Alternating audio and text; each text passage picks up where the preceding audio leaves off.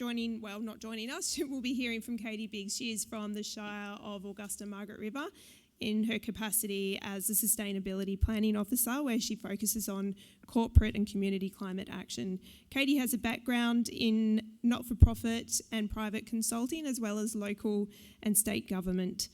She is passionate about sustainability and effective policy towards the challenges of improving communities and electrification. I will pass you over to Katie now. Kaya, I'm Katie Biggs and I'm a Sustainability Planning Officer at the Talana-Wurundjeri, which is the Shire of Augusta-Margaret River, and I'm going to be speaking to you today about a regional perspective on the electric vehicle transition. So I wanted to start firstly to say that I'm coming to you from beautiful Wadandi, and I'd like to acknowledge the traditional custodians past, present and emerging of this amazing land and their continuing connection to country. So I thought I would start with a bit of background on our broader climate action journey. We started in 2018 by deciding that we really wanted to step up our climate ambition and do it through more of a community-driven approach. So we did some extensive community consultation, and in 2019 we held a climate action summit with our community, and out of this we came up with 11 priority projects, and we also followed this with declaring a climate emergency. And so I'd love to play you a little video to show you a bit more about it. This is such a wonderful idea, to take a world sporting event like this and then make a partnership with the local community to talk about an issue which is of fundamental importance to every living thing on this planet, and particularly us humans, who are not only causing the problems but are reaping the disaster that we've sown. I'm a Warandi Marmin. I'm a saltwater man from the southwest here. Our country is our mother. She was Budjari. She gave life to us. But it is our duty, all of us as caretakers and custodians, to make sure that we look after it for the future generations. We need the land, but the Budjari doesn't need us as people. We have our long history of Wadandi people living here and looking after the area, and we want to continue that in partnership with all the community to really keep this place special.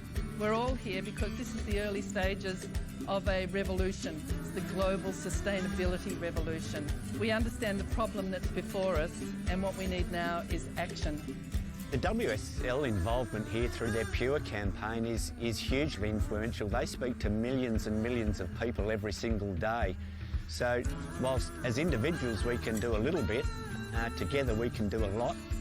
This can't be a party political issue. It's not like you're either in it or you're not in it. We're all part of it. I mean, you know, the environment is our mutual address. It's where we live. We're all in this together. And we need a chorus of people in our community, all communicating this message of hope and change in different ways to different people. Our hope is that through this summit there may be other communities around the world that are motivated to do a similar thing and bring some action to their beaches and to their local environments. As our old people say, if you look after the land will look after you. It's got to happen in the community, and we've got to make the changes. We need action now.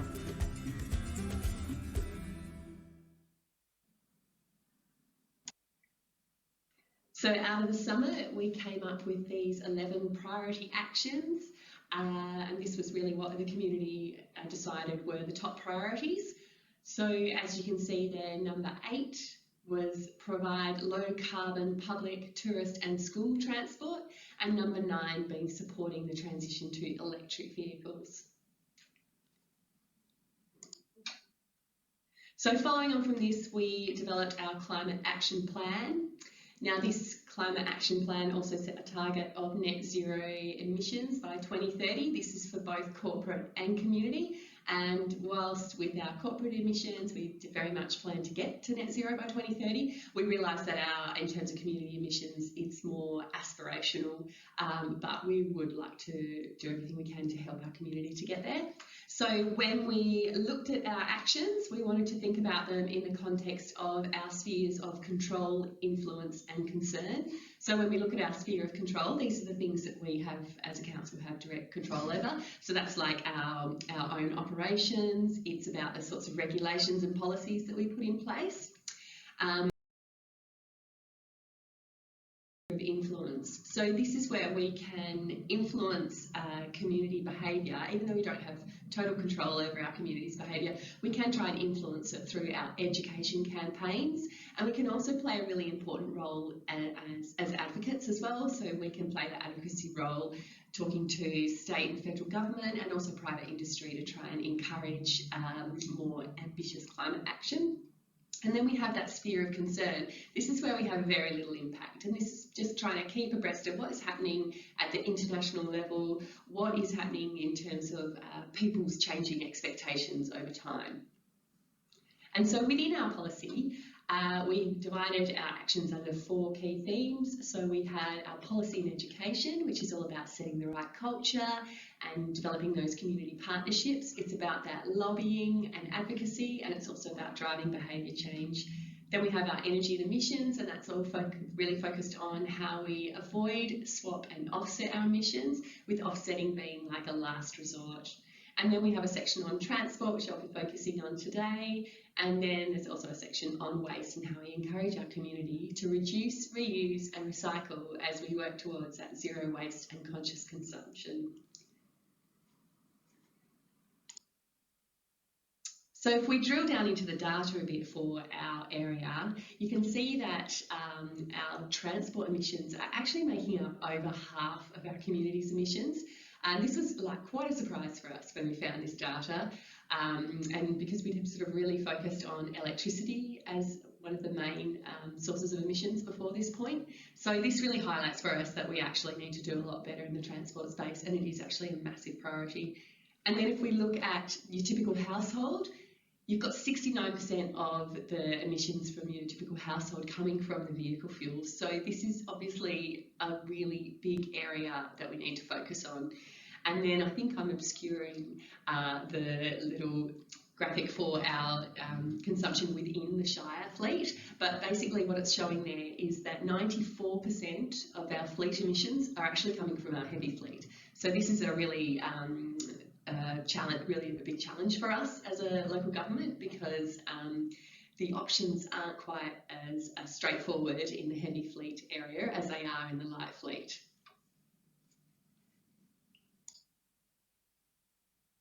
So if we look at the specific actions in our climate action plan on transport, we've got an outcome area which is looking at how our Shire vehicles and equipment transition to fossil free.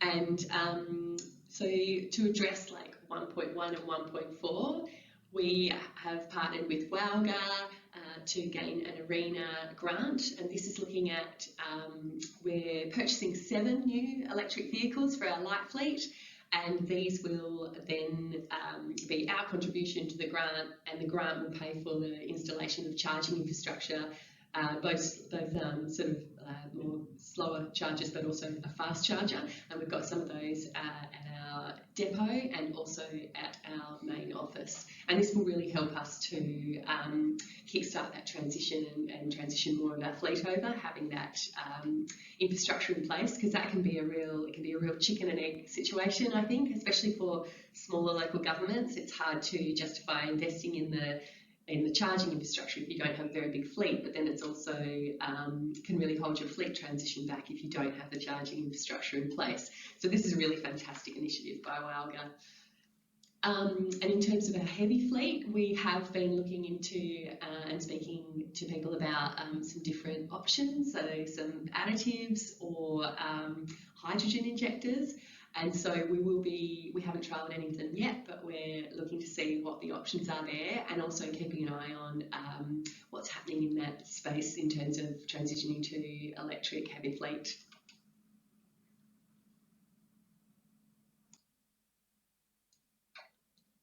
So in terms of the next outcome, this is very much about how our community embraces electric vehicles. So what we really want to show here is try and lead by example through the electrification of our own fleet. And this actually, and particularly in a regional local government, your your staff are also very much your community. They're living in the local government area, and it's really great when people see that the local government has these. They can start talking to their friends who are working in local government about the experience, what it's like driving an electric vehicle. It helps to really build a bit of confidence, and then also we're providing these secondhand to the market when they're disposed of. We're yet to work on our planning and parking incentives for EVs, but we do some lobbying in terms of the electric vehicle transition and provide a submission into the fuel efficiency standards recently. We've also been looking into the opportunities for helping or partnering with the Good Car Company to provide second-hand electric vehicles to our community. So for a lot of people, they can't really afford to buy a brand new electric vehicle, but the Good Car Company actually, they source second-hand electric vehicles mainly from Japan and the UK, and they bring them over, they put them on a warranty, and then they're providing a much more affordable option to the market. And so we're working with them closely, and they're sort of changing their offering a bit at the moment, but hoping to work closely with them on that. So we're also, as I said, supporting the fuel efficiency standards, because they can actually make a really massive difference to the electric vehicle transition. And essentially they look at, for those that don't know, putting those caps on individual car companies so that they have to have either a maximum amount of emissions or a maximum average emissions from their vehicles. And this means that it really encourages them to both source for the market the low and zero emissions vehicles, but it means that they have to then promote those as well to people, because they need to bring down their overall average. So the mode shift from a car-centric transport system to more climate and people-friendly transport options is really key to how we do sustainable transport into the future, and how we reduce overall emissions. So we've been connecting, extending and upgrading our paths, particularly in our higher speed areas that you often have in regional places, making sure that people have a safe place to walk and ride between different areas. We also have the dubious reputation for having a failed e-scooter trial, which is such a shame, because there were major safety and amenity concerns associated with it. It was actually incredibly popular, and in the few months it ran for, there were actually over 5,000 rides. One of the key takeaways from this is that it's really important that you get your partners on board, and that you're working with your schools, you're working with your hospitals, you're working with your police to make sure everybody's on board, and also that you're educating and you make sure you've got that story really clear from the start about all the benefits, so that your executive are on board, your council members are on board, your community's on board with the idea, and even if there are some adjustments that need to be made, that essentially they are in support of the idea. And so we are looking at, we're putting a policy together at the moment to be able to reintroduce some e-scooter trials here, which is very promising, thank goodness for that. I think it's about providing infrastructure as well, to make sure that it's really easy for people to put their bikes or scooters somewhere safely, and that you're just really encouraging people and putting in this sort of parking infrastructure so they can tie their bike up easily outside where they want to go. One of the things that we've done is provide electric bikes for our staff to use, particularly for those those appointments that are really close to our offices and just getting between our depot and our office. And these have been really, really popular. And we also hold ride to work days, and our schools have ride to school days. So in terms of the low carbon public, tourist and school transport, this is something that hasn't happened yet. We'd really love to keep working with the state government to try and see this happen. I think it's an area that's really, really important, and we need to put some focus into it. So how do we have a conversation with our community about changing transport systems? So when we look at the reality of cars, even in regional areas, most of our trips are actually under 5 kilometres. And our cars are sitting idle 96% of the time. And this car ownership is actually costing us $10,000 a year. So what sort of opportunities does this present? Well, can we have a conversation with our community about shifting to one-car households? Is there an opportunity for car sharing? Do we have to own our own car? And what are the opportunities for mode shift? Distances of 5 kilometres or less lend themselves really well to hopping on an e-bike or an e-scooter, and these are really great solutions, or even just a regular bike. And also, if we were to enable vehicle-to-grid charging in our networks, then would that incentivise people to leave their car at home, providing services to the grid as essentially just a battery on wheels, and also providing them potentially an income so that they are incentivised to consider jumping on their bike instead?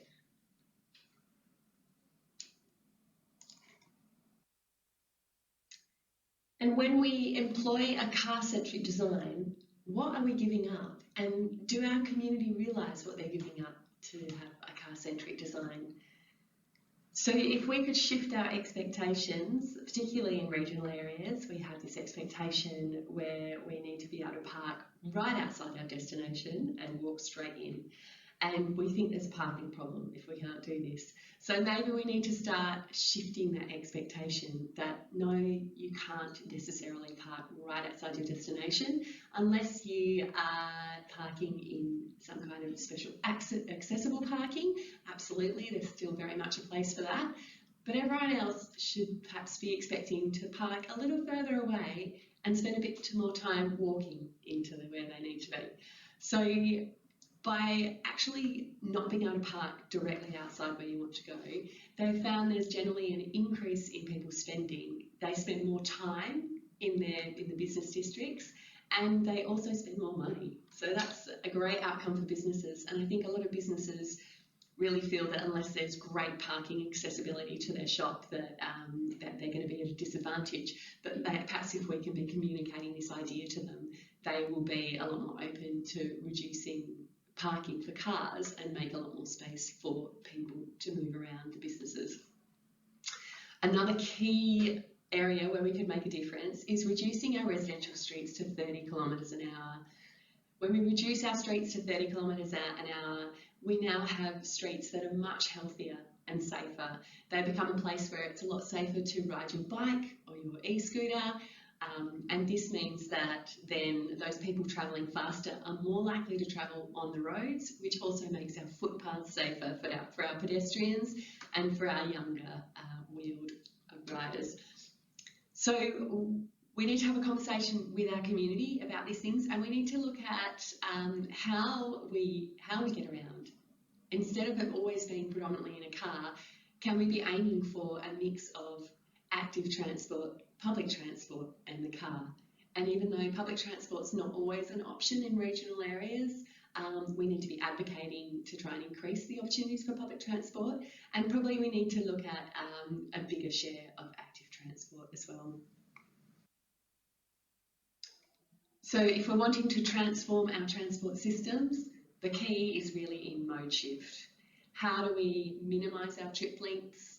How do we better integrate our land use planning to ensure that we're encouraging people to move around on bikes and in walking, and how are we designing for people or are we designing for cars? And we need to have that front of mind. And when we're signalling what our intentions are, it's really great to use investment. If we were to invest 50% of our transport funding into public transport and 20% into active transport, this is considered to be best practice, and this would see transformational change in the transport systems. So there really is a great role for local governments to lead these discussions, both with our communities, but also with those higher levels of government as well, so that we can help our communities really reimagine how we get around. Thank you.